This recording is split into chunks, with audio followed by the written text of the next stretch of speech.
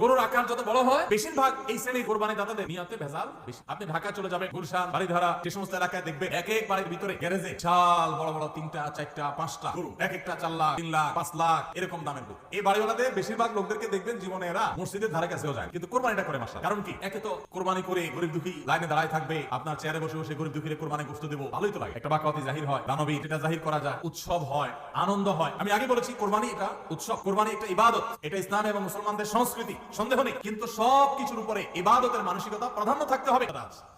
আপনি আল্লাহর রাহে আল্লাহকে খুশি করার জন্য লাখ টাকা দিয়ে গরু কোরবানি করেন, ভালো কথা।